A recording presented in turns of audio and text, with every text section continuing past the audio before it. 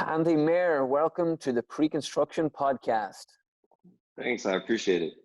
Good man. We were laughing offline there. This is your debut when it comes to podcasts. Looking forward to Debut, it? first one. Let's do it. Good man. Okay. Well, listen. Let's dive right in. Give us an idea of what you're doing right now, Andy, for the audience and the people listening. Yeah, I'm a project manager for DPR Construction out of their Dallas office, Dallas, Texas. Right now, I'm in their healthcare division. Currently working with a healthcare client, Health Corporations of America, one of the largest healthcare builders. Been doing that for about 3 years with them at DPR. Brilliant. Good man. Of course, you weren't always with DPR. Let's go back to where it started. I believe there was a 2-year stint with a broom as a labourer. Give us an idea of how that came about, and we'll discuss then the journey throughout that and how you got to DPR. But was it always construction for you, or were you like me? Did your parents and your mentors push you towards IT? So I would say it was probably always construction at the beginning. Fortunately, had the opportunity to have a family member, my dad, in construction. And when it came to it, I think he saw the opportunity where, I could learn some hard work. And he threw me out there, said, "Hey, you want to go make some better money than what you would, working, flipping burgers or whatever, working at Walmart, whatever." And I was like, "Sure." And he decided that put me on the concrete crew would Very be good. the best way to teach me how to work. Very So good. And was he in construction? Did he work for a yeah, local he GC? worked for Jacobsen. He Very good. was a project manager. He actually grew up. No, he went to a couple years of college, but he was in construction his whole life and found Jacobsen Construction. They took him on, and he grew up through the ranks. He actually started as a carpenter and came up, and I think he ended up as a project executive with Jacobsen. Very good. So the apple doesn't fall far from the tree, because you started up at you actually started before that. You didn't go straight into carpentry. You had, and it was probably your father's advice, was it, to go on as a labourer and use the broom for 2 years and do a bit of learning? I think that happened naturally. He really didn't give me a whole lot of advice. I think he kind of just let it fall where it fell.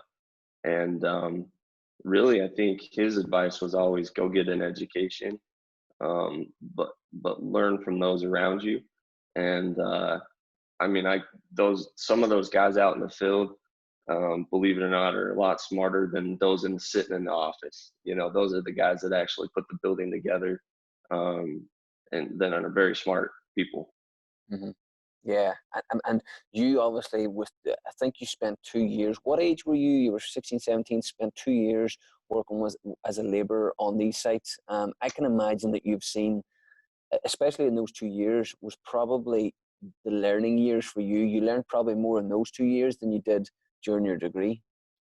Oh yeah, eyes wide open. Just learned a ton from the guys next to me, Mm-hmm. and they were also willing to teach, which was awesome. Mm-hmm. And what do you think it was that you picked up? Because obviously, I actually did a bit of labour myself in Ireland. I actually did a bit in Australia and a bit in New York. You can pick up a lot, but it's also being able to see the stuff to pick up and see the stuff to not pick up, because there's a lot of bad habits you can pick up as well. Yeah, I think working through the field, it was like, hey, I enjoy doing this. I think what I did see was the guys that had been doing it for a long time, how much wear and tear it was on their body, and I was like, you know what, I love this work, but I think I would rather, take it a little bit easier in the office and maybe learn a little something and see if I can manage this group instead of, put my head down and chucking material around. Very good, yeah. So that was the 2 years prior in high school. Then in 2013, you decided to go into Utah and do the construction management degree. Give me an idea of why that degree and what it was like. Yeah, so uh, all my family really wanted. Well, I was always pushed towards accounting. Go get your accounting. Accounting is where, um, and I was looking at actually getting into a little bit of law enforcement, whether it was the FBI or whatever. So I got into accounting because you could work the white collar crime and track the costs. And anyways, so I went to 2 years of business and accounting and got an interview with the FBI and went and did that. And during that time, they furloughed the government for whatever reason. I can't remember what year it was, but they identified people as essential and non-essential, and basically the internship program was non-essential. So they Wow. decided to pass on it, and then all my eggs were in that basket, and then it was like, well, where do we go from here? And I was like, I don't want to be an accountant. I don't want to be a CPA. I don't want to sit behind a desk all day. Um, and it was like, you know what? I'm going to apply to this BYU uh, construction management program. And I applied, and literally the next day they sent me the acceptance letter. And the Brilliant. rest is history. I jumped in with both feet and just forgot my business degree. And Very good. But well, I'm sure you forgot it, but I'm sure you learned a lot from that. And even the FBA, did you do much of the internship before it was cancelled? I I mean, didn't did you do get anything. No, it was okay? literally, I went in, got the interview, had the polygraph, the lie detector test, Very did all good. that gamut. And then after that, it was, hey, we're going to suspend the program. Thanks, Wow, but it's no amazing. thanks. Everything happens for a reason. Obviously, you didn't even get enough of a taste for it to be able to say, would you prefer to go down the FBA route? But the Yeah, no. the construction management degree, give me an idea of what they touched in it, because I see a lot of people, and it's kind of a constant topic to do with the education system in America. The construction management degree, the civil, electrical, mechanical degree. I find that there's not enough of a specific degree for the likes of pre-construction and estimator, quantity surveying. Give me an idea of the construction management degree. Did you touch on all the verticals of construction? Yes. I feel like, obviously biased opinion here. Feel like BYU has one of the best well-rounded programs in the country, but that's because I felt like we touched base on pre-construction. We went into Navis Works, and well, before that, we got into OST, on-screen takeoff, and we would learn how to take off, simple items and put numbers together. And then literally they took us through a whole residential estimating, which was, hey, let's go through the earthwork, let's go through the foundation, plumbing, electrical, I mean, you name it. And we went through the whole building on how to build and put together a project. And so we did that as those are all three classes, right? So three individual classes. And other classes were actual project management, human resource or manpower loading. And every one of those professors was from a different walk of life. The professor in project management was actually a project manager. Um, the the guy from estimating had, the professor from estimating had real life experience in estimating. So it was really nice to get the experience from those professors that had also been in the real world and just not a degree, right? A doctorate, which is admirable, but it was kind of, hey, this is how I put this into practice. And I guess it was received on my end. Yeah, and that's it. I mean, anybody that I speak to that's been taught that way from a professional that's in the field, they always talk really highly of it. I can imagine, obviously, you have nothing to compare it to, but I can imagine it's completely different. And the experience is crucial to teaching it as well. And was there Yeah. much technology involved in the degree, or Yeah. was that starting? Yeah, that's good. Well, I mean, we had Bluebeam, we had Navisworks. Um, Gosh, what else did we? I would say it was probably, I mean, 13. We used all the Revit and computer programs. I don't know about any other technologies that might have been above and beyond Good, what good. No, else is out there today. I mean, those are the key ones, especially in 2013. They would have been the key ones. So that's the fact that you actually touched on them is good. So then you come out of the degree, you go straight into Jacobsen. Obviously, you'd been working with Jacobsen as a labourer and as a carpenter. You go straight in as an estimator. How was that? Obviously, and this is where your situation is unique. The fact that you were on the field, on the ground, looking at this every day, to be able to go into an estimating position, was it daunting, or were you kind of a little bit confident, a little bit cocky, going, well, I've been on the field, I've got a fair idea how this works? Because we all know once we graduate, that first job, it's daunting. Like we know that we've got a little bit of book smart, but actually going in and doing the job, it's the unknown. I can imagine you walking in as the baby-faced assassin, being pretty cocky. Yeah, yeah, it was, I said it was a little daunting. It was a little unnerving just because um, of where I had been. I had been in the field for 6 years working with the carpentry crews.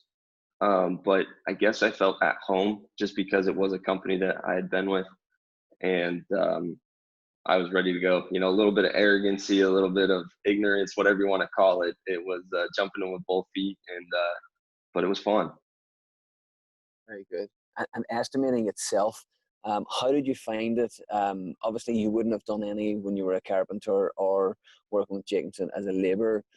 What was your understanding of it, and was that understanding exactly how it was, or was it more difficult than you thought? I jumped in at school with the estimating, and I was always like, ugh, you know, I do not want to be an estimator. Those guys just sit there and look at plans all day, um, do takeoffs. I am not interested in becoming an estimator. Um, I had the opportunity to go to, it was like three places, was Phoenix, Arizona for McCarthy, or Clark Construction out at DC for the internship program that I had applied to. And then Jacobsen also offered me this estimating position. And I thought, you know what, this is something that I'll never do again. Um, it's something that I've always wanted to be a project engineer, right? That was kind of the first, everyone had ingrained that in me. You want to go be a project engineer, project Yeah, engineer. And that one popped up, and I was like, you know what? I will never have the opportunity to be an estimator. Why don't you go try it out, see what happens, and go do it? So I did. good.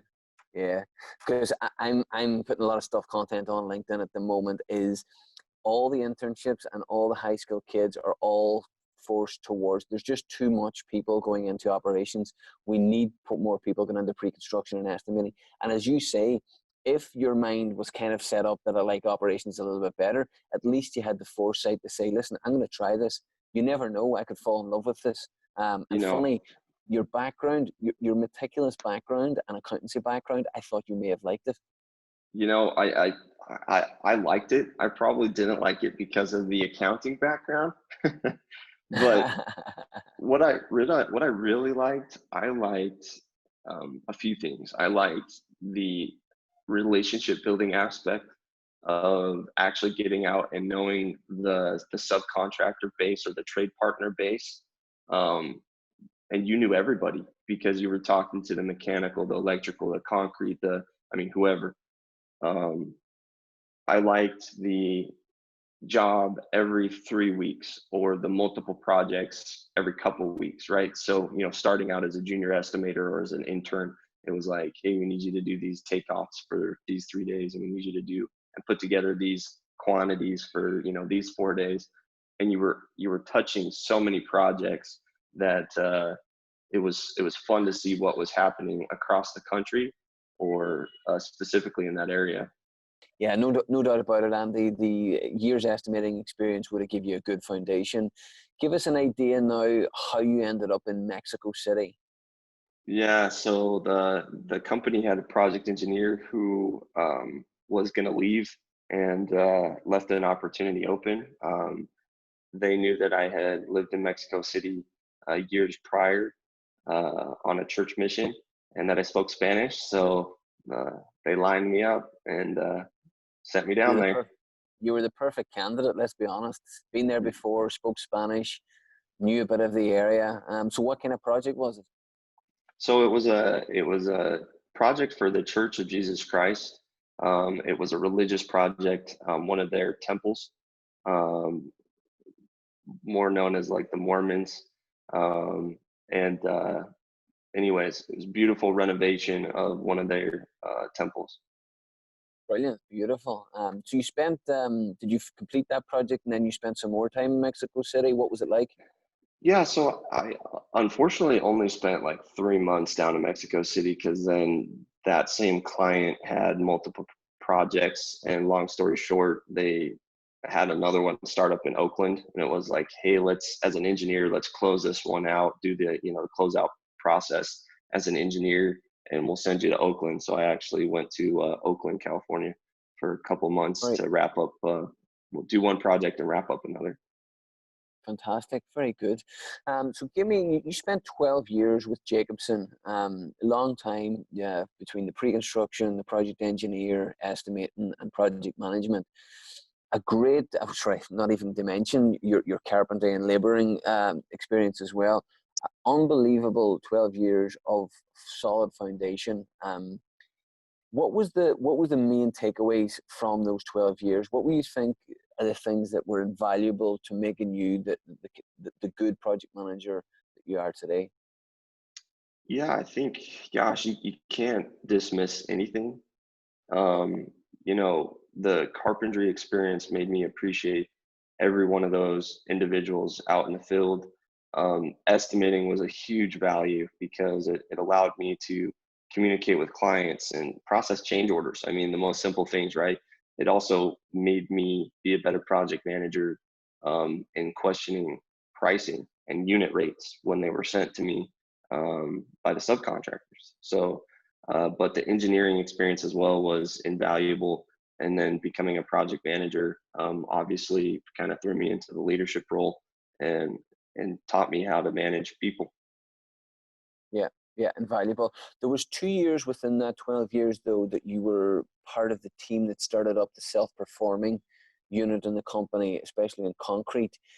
Yep. Give me an idea of why you jumped into that, or you threw yourself at that, and the importance of concrete within all of the big projects you were involved in.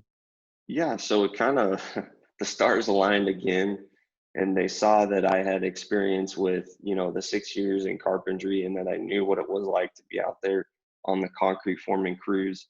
And that's pretty much why they put me in that position, plus all the experience that I had on multiple projects. But they had a self-performed division. It just was wrapped under each project, and they decided to take that away from each project and make it its own proper division within the company. And really, as every GC puts it, self-performance to control schedule, quality, and obviously make money while they're doing all those things. So it was valuable to them to be able to manage that and make sure that we were managing our quality schedule and making some money while we do it. Very good. And what were the challenges of doing something like that? Was there kind of pushback from different disciplines or different projects saying, "You're not taking that away from me"?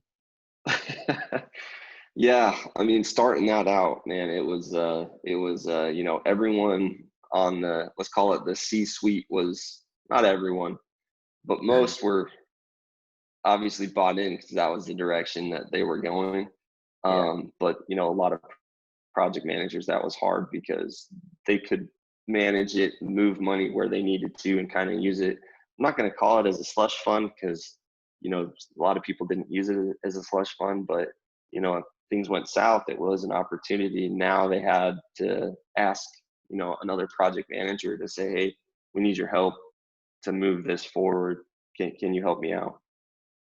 Yeah, very good. And that's it. I mean, people don't like to think as project manager, pre-construction or estimating as communication is key.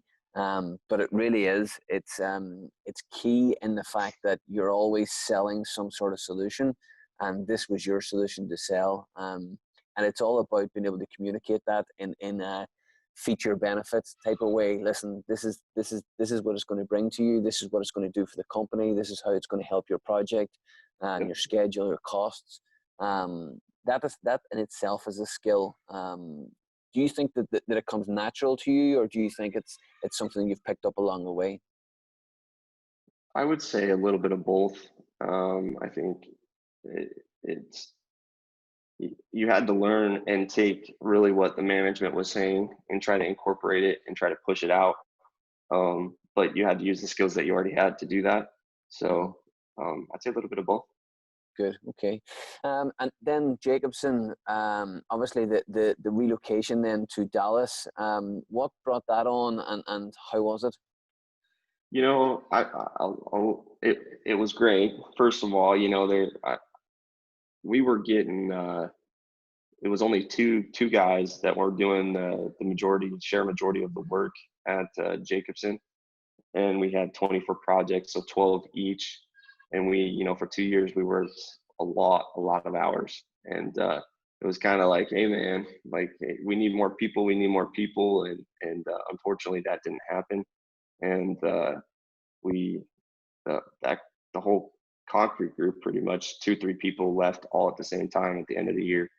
And you know, I had my choices. I was interviewing at multiple places, and this DPR option, I didn't even know who DPR was. I'd heard of them, but I learned who they were and what values they had, and it was the best fit for me. Good, man. Because obviously DPR are a big self-performing contractor as well. Um, was that key in your decision making? You know, for me, it was to get out of the self-perform. I think I was a little burnt out, and it was wanting to get into more back into the management of the overall project. I think that's where I wanted to end up. Not that self-perform was bad, but I had done, you know, 6-7 years in the self-perform crew and gotten out of it and tasted the let's call it the GC side, and then got thrown back in 2 more years. And I was like, you know what?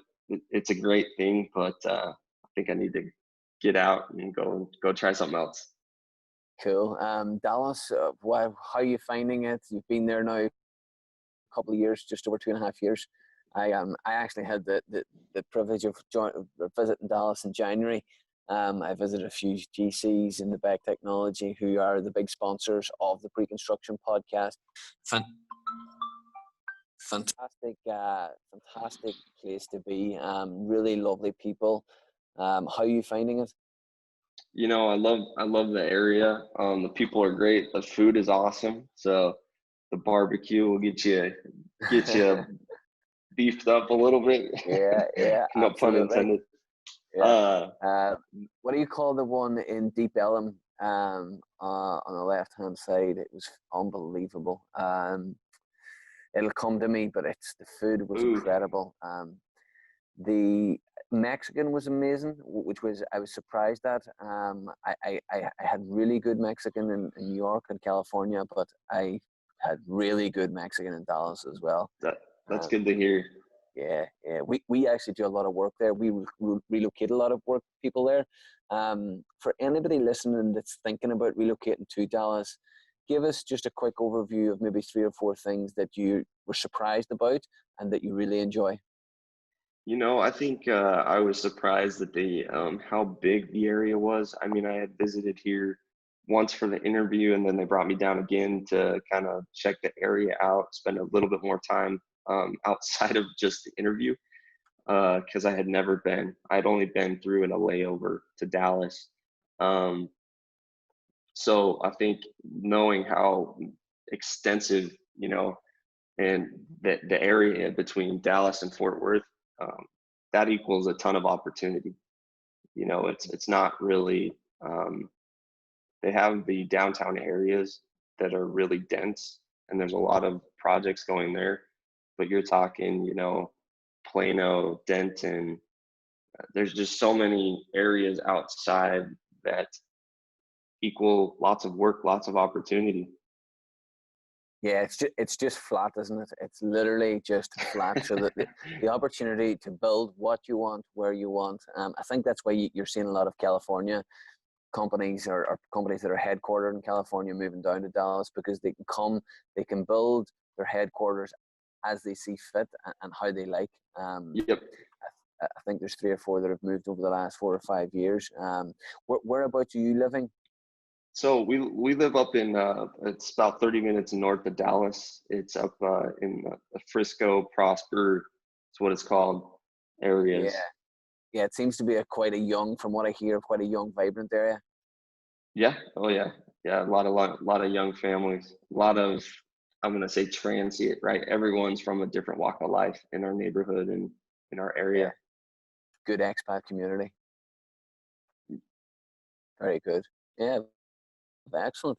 And then give me an idea now, the healthcare space with DPR. Had you got healthcare experience with Jacobsen, or was that new? And give us an idea of the difference healthcare construction, the difference that the healthcare construction teaches you. What's the difference, the major differences?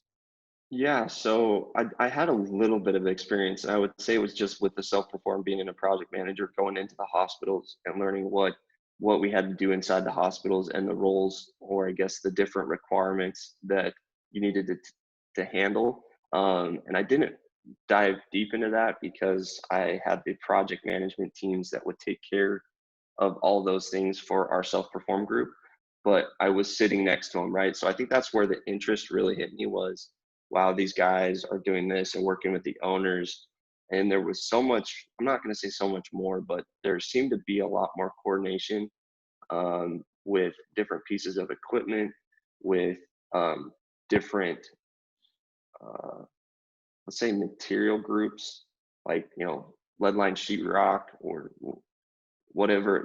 I think we were doing an MRI replacement, and they were like, hey, we got to use this different, we got to, lead line rock or whatever it was, um, to build these rooms out. And I guess my interest is, wow, it's something different. I want to go and dive into it. And so talking with DPR, it's, hey, look, this is my experience. I would love to be in the project management group and build hospitals.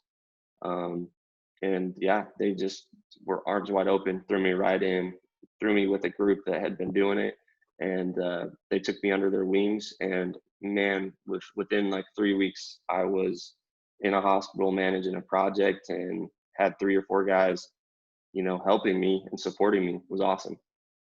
Brilliant. Love it. I love hearing that.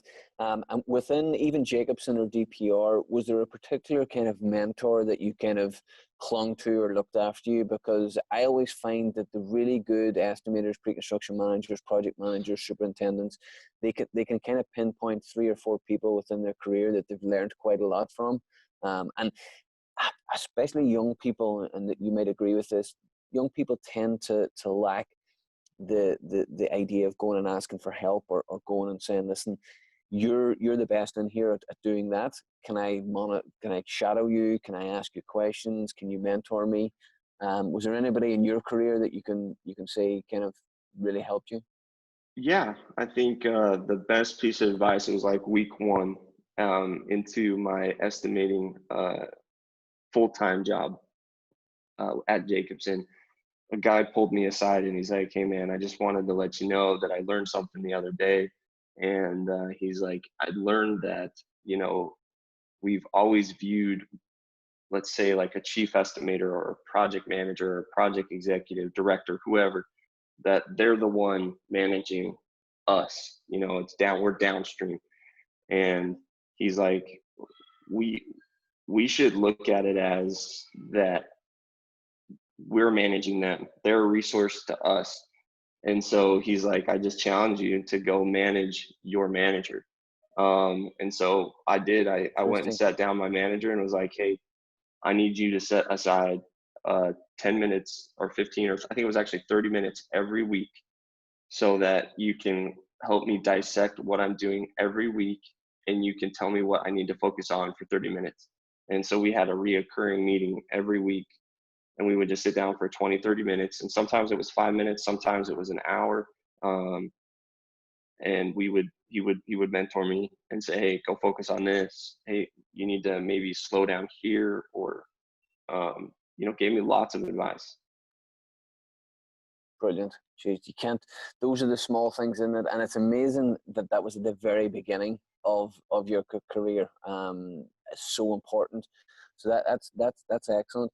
So give me an idea now of, obviously in Dallas, working in hospitals, big projects, quite technical, complex projects. What do you see your career developing? Would you like to continue into operations, project executive? Would you ever get back into pre-construction? I don't know if I get back into pre-construction. I think if the opportunity, I think the reason I love pre-construction, or the way I look at it, is I like taking my projects from cradle to grave, starting in pre-construction. I love I don't I don't want, 2 or 3 people looking at it and buying the project out for me. I want to get the scope gap covered. I want to look at the plans and dissect the plans. And then in turn, I can write the contracts. I can execute the contracts, go do the work and close the project out and be done. So luckily I had the job that I'm on now. This is the MOB and parking, the medical office building and parking structure. Luckily I had the opportunity to do that.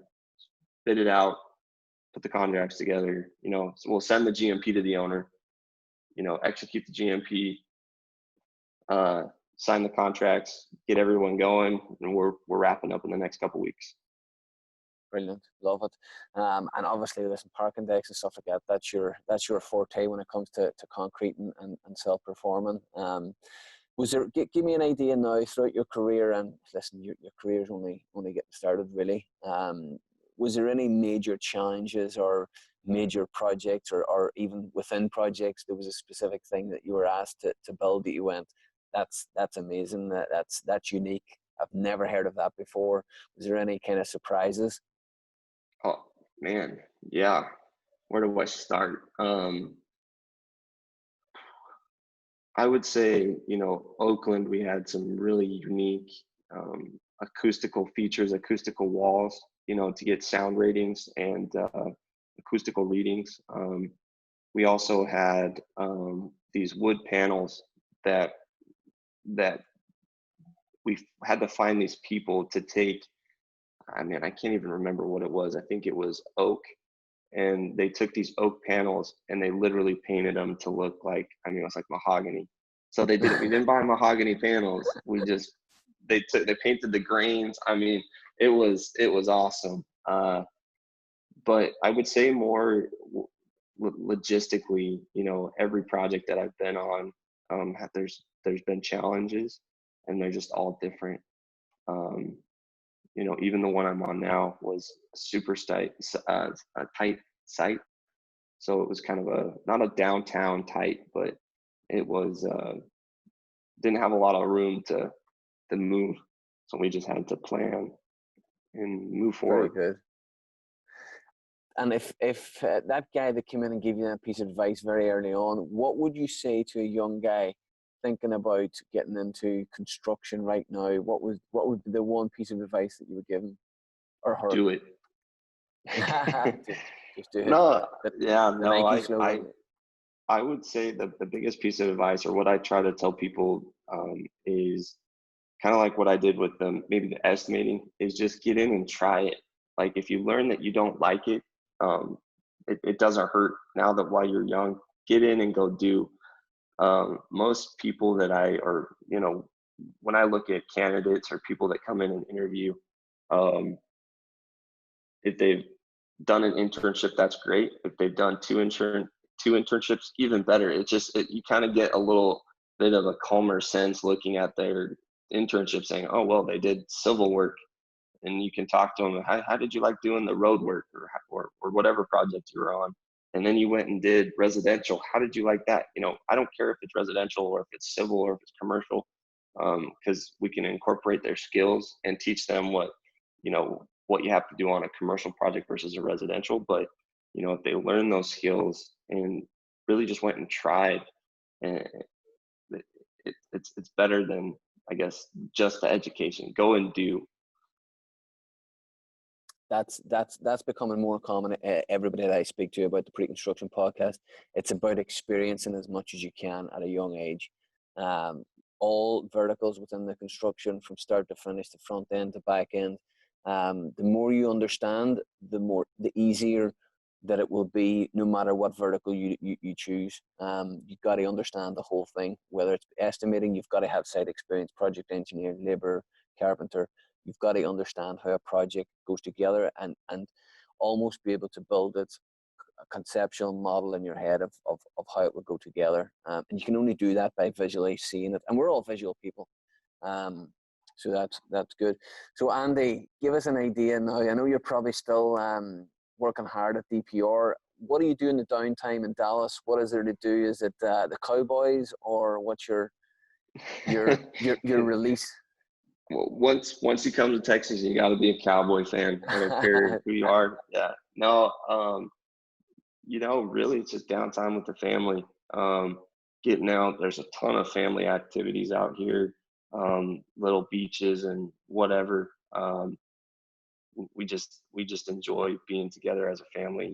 Construction is seems like I don't know what other industries are because I haven't worked in them, but we work long hours. We're early in the morning and sometimes late at night.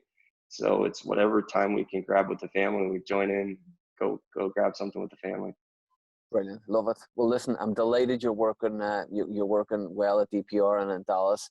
I really appreciate you coming on, because it's as I said, it's quite daunting. But for someone to come in and just talk so candidly about it, I'm sure our audience will get some real value out of it. So thank you very much for that. No, I appreciate the time and the invitation for sure. Thank you, Andy. Have a good one. Thank you.